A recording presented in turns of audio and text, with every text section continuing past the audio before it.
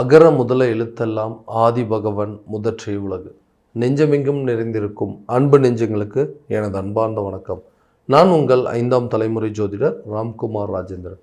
இன்றைக்கி நம்ம பார்க்கக்கூடிய தலைப்பு கடகராசி அன்பர்களுக்கு 8ஆம் இடத்தில் நடக்கவிருக்கும் இந்த சனி வக்ர நிவர்த்தி.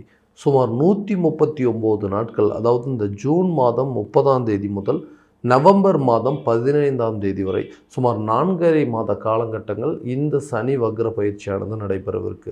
ஸோ கடகராசி என்பவர்களுக்கு 8ஆம் இடமான ஆயுள் ஸ்தானத்தில் நடைபெறவிருக்குங்க. ஸோ இந்த சனி பகவான் கும்ப ராசியில் பயணம் செய்யும் பொழுது, இந்த வக்ர நிகழ்வானது நடக்கும்பொழுது இதுவரைக்கும் யாருக்கெல்லாம் பாதிப்புகள் ஏற்படுத்திட்டு இருந்ததோ அவங்களுக்கு இந்த காலகட்டங்களில் ஒரு நல்ல பலன்கள், அதாவது நற்பலன்களை ஏற்படுத்தக்கூடிய தருணமாக இருக்க போதுங்க இந்த சனி பகவானுடைய வக்ர நிவர்த்தி.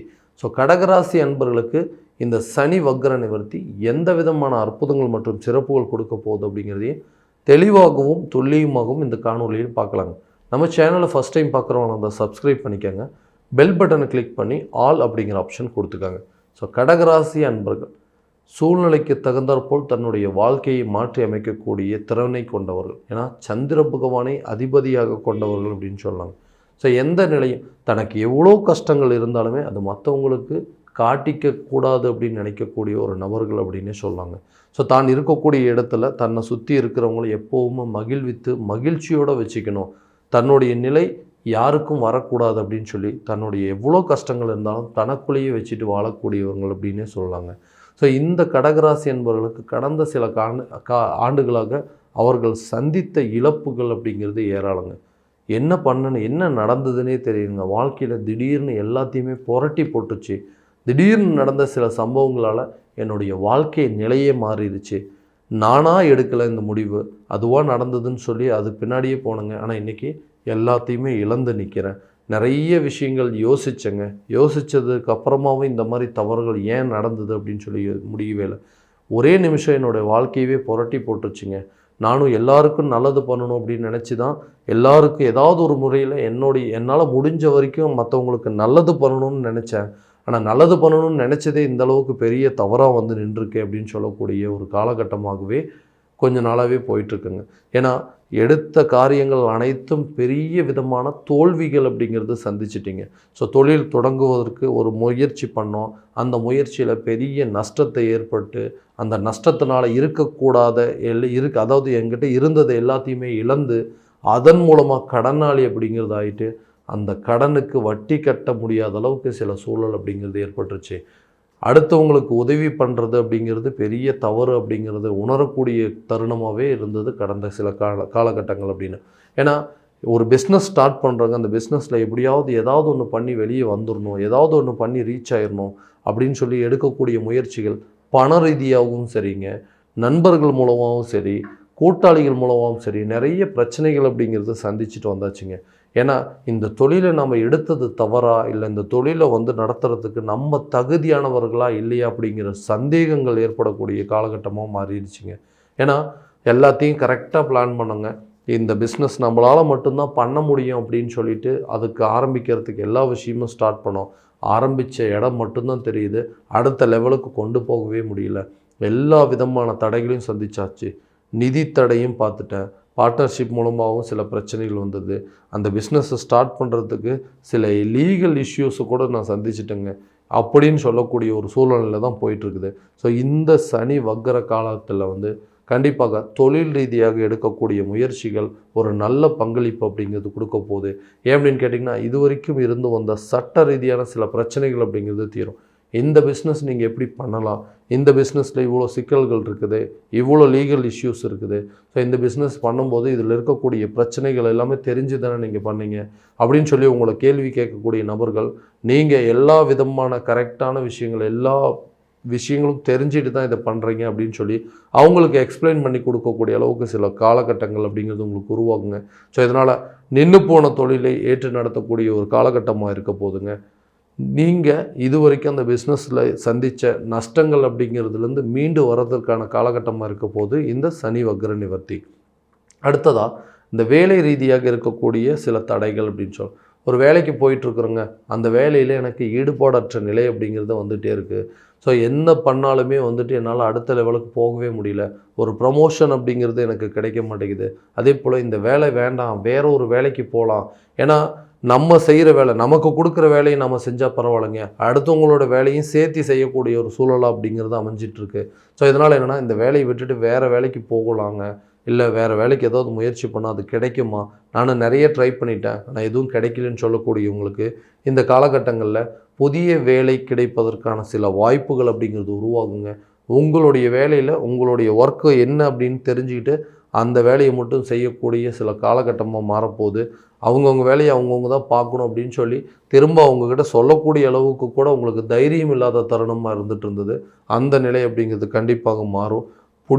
பிடிக்காத ஒரு டீமில் உங்களை வந்து போட்டு ப்ரெஷர் பண்ணி இந்த வேலையை நீங்கள் செஞ்சாகணும், இந்த டீமில் நீங்கள் இருந்து தான் ஆகணும்னு சொல்லி உங்களை ப்ரெஷர் பண்ணிட்டு இருந்தவங்க கூட உங்களுடைய சூழ்நிலையும் உங்களுடைய காலகட்டங்கள் எல்லாத்தையுமே நல்லபடியாக தெரிஞ்சுக்கிட்டு அதற்குண்டானபடி உங்களுக்கு வந்து உங்களுடைய வேலையில் ஃப்ரீடம் கொடுக்கறதுக்கான சில சூழல் அப்படிங்கிறது உருவாகும். கண்டிப்பாக இந்த காலகட்டங்களில் இந்த திருமணம் சார்ந்த சில விஷயங்கள் அப்படிங்கிறது, திருமணம் அப்படிங்கிறது தள்ளி போயிட்டே இருக்குங்க.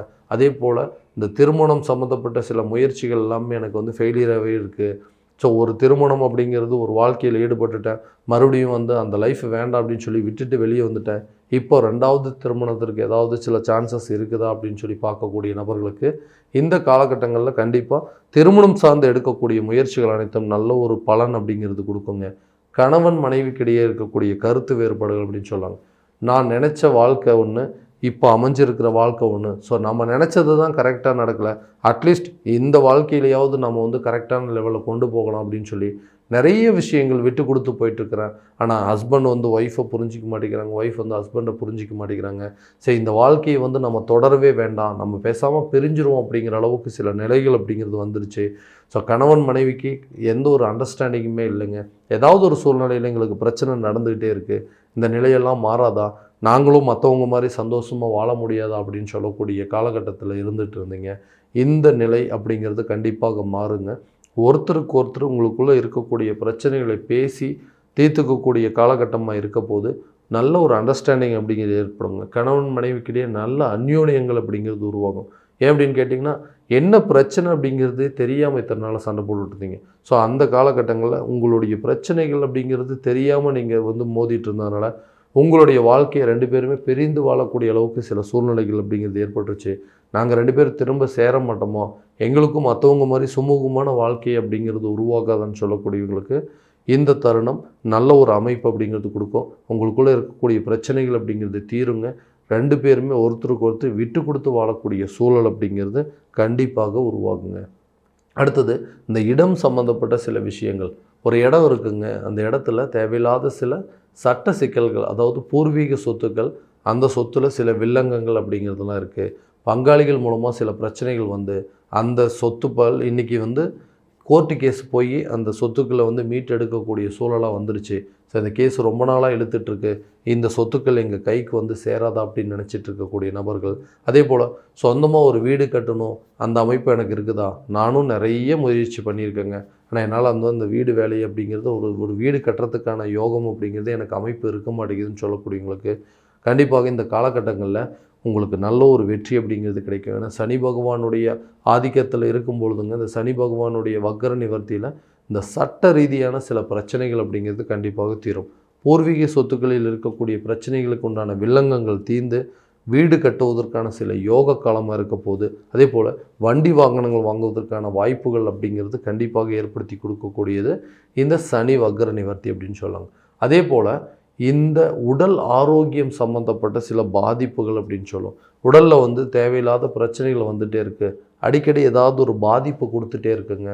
இந்த நிலையெல்லாம் மாறாதா, உடலில் நல்ல ஒரு முன்னேற்றம் ஏற்படாதா, நிறைய ட்ரீட்மெண்ட் அப்படிங்கிறதெல்லாம் தொடர்ந்து பார்த்துட்டே தான் இருக்கிறேங்க, ஆனால் எந்த ஒரு முன்னேற்றம் அப்படிங்கிறது இல்லாமல் இருக்குது. ஸோ இந்த சூழல் அப்படிங்கிறது மாறுச்சுன்னா தான் நான் ஆரோக்கியமாக வெளியே நடமாட முடியுங்க. எப்போ பார்த்தாலும் ஏதாவது ஒரு தொந்தரவு கொடுத்துட்டே இருக்குது, நார்மல் லைஃப் அப்படிங்கிறதுனால வாழ முடியல. மற்றவங்கள பார்த்தா எனக்கு ஆசையாக இருக்குங்க, ஆனால் என்னுடைய நிலை அப்படிங்கிறது ஏதாவது ஒரு விதத்தில் அது இளம் வயது நோயாளி அப்படிங்கிற ஒரு அளவுக்கு பேரே எடுத்துட்டேன். மற்றவங்கள கம்பேர் பண்ணும்போது நல்ல ஆக்டிவாக இருக்கிறேங்க, ஆனால் திடீர்னு எனக்கு ஏதாவது ஒரு பிரச்சனைகள் வந்துகிட்டே இருக்குன்னு சொல்லக்கூடியவங்களுக்கு இந்த காலகட்டங்களில் உடல் ஆரோக்கியம் சார்ந்தது நல்ல முன்னேற்றம் அப்படிங்கிறது இருக்குங்க. அதே போல் இந்த பெண்கள் விஷயத்தில் தேவையில்லாத சில அதாவது சிக்கல்கள் அப்படிங்கிறது சந்திக்கக்கூடிய காலகட்டமாக இருக்க போகுது. ஒருத்தர்கிட்ட பேசும்போது நிதானம் அப்படிங்கிறது கண்டிப்பாக தேவைங்க. உங்களுடைய விஷயங்கள், அதாவது நான் நிறைய விஷயங்கள் பண்ணணும் அப்படின்னு சொல்லி எதிர்பார்த்துட்ருக்கிறேன், அந்த விஷயத்தை பண்ணுறதுக்கு என்னுடைய கரெக்டான நிதி தேவை அப்படிங்கிறது இல்லை, இதனால் கடன் வாங்கக்கூடிய அளவுக்கு சூழல் அப்படிங்கிறது ஏற்பட்டுகிட்டே இருக்குதுன்னு சொல்கிறவங்களுக்கு இந்த காலகட்டங்களில் அதாவது கையில் இருக்கிற பணத்துக்கு தகுந்தாற்போல் சில முயற்சிகள் எடுத்தீங்க அப்படின்னா நல்லாயிருக்கும். ஏன்னா அந்த விஷயத்தை செய்கிறதுக்கு மீண்டும் கடன் வாங்கக்கூடிய ஒரு அமைப்பு அப்படிங்கிறது உருவாக்குங்க. இதனால் நீங்கள் கடன் வாங்கி தேவையில்லாத அந்த கடனுக்கு வட்டி கட்டக்கூடிய நிலை அப்படிங்கிறது தள்ளப்பட்டிருக்கும். ஸோ பணத்தை கையாளக்கூடிய சூழல் அப்படிங்கிறது இந்த நேரத்தில் கொஞ்சம் கவனம் அப்படிங்கிறது செலுத்தினீங்க அப்படின்னா இந்த பணப்பிரச்சனை அப்படிங்கிறது கண்டிப்பாக இருக்காதுங்க. அதே போல் இந்த குழந்தைகளுடைய கல்வியில் ஒரு நல்ல முன்னேற்றத்தை ஏற்படுத்தக்கூடிய காலகட்டமாக இருக்க போதுங்க. நல்ல ஆரோக்கிய முன்னேற்றம், உடல் ரீதியாக இருக்கக்கூடிய பிரச்சனைகள் அனைத்தும் தீர்ந்து நல்ல ஆயுள் பலம் பெருகக்கூடிய ஒரு காலகட்டமாக இருக்க போகுது. ஏன்னா அந்த 8ஆம் இடத்துல சனி பகவான் இருக்காருன்னா ஆயுள் கெட்டி அப்படின்னு சொல்லுவாங்க. ஸோ ஆயுள் ரீதியாக இருக்கக்கூடிய சில பிரச்சனைகள் அப்படிங்கிறது தீரும். நான் அடிக்கடி உடல் ரீதியாக சில பாதிப்புகள் கொடுக்கறதுக்கான சூழல் அப்படிங்கிறது இருக்க போதுங்க. ஸோ இது வரைக்கும் நம்ம பார்த்ததெல்லாம் பார்த்திங்கன்னா கோச்சார பலன்கள் அப்படின்னு சொல்லுவாங்க. நம்மளுடைய ஜாதகத்தை முழுமையாக தெரிஞ்சுட்டு அதற்குண்டானபடி பலன்கள் அப்படிங்கிறத அனுபவிக்கிறது, அதற்குண்டானபடி சில முயற்சிகள் எடுக்கிறது அப்படிங்கிறது தான் நல்ல ஒரு பலன் அப்படிங்கிறது உங்களுக்கு கொடுக்குங்க. ஸோ உங்களுடைய ஜாதகம் எங்கிட்ட பார்க்கணும் அப்படின்னு ஆசைப்பட்டீங்க அப்படின்னா கீழே இருக்கிற நம்பருக்கு கான்டாக்ட் பண்ணி அப்பாயின்மெண்ட் ஃபிக்ஸ் பண்ணிக்கோங்க. அப்படி இல்லையா உங்களுடைய ஜாதகத்தை வாட்ஸ்அப் மூலமாக அனுப்பிச்சி வச்சிங்க அப்படின்னா தெளிவான முறையில் கணிச்சு துல்லியமான பலன்கள் அப்படிங்கிறது உங்களுக்கு தெரியப்படுத்தப்படும். மீண்டும் அடுத்த காணொலியில் உங்களை சந்திக்கும் வரை உங்களிடமிருந்து விடைபெறுவது உங்கள் ராம்குமார் ராஜேந்திரன். நன்றி.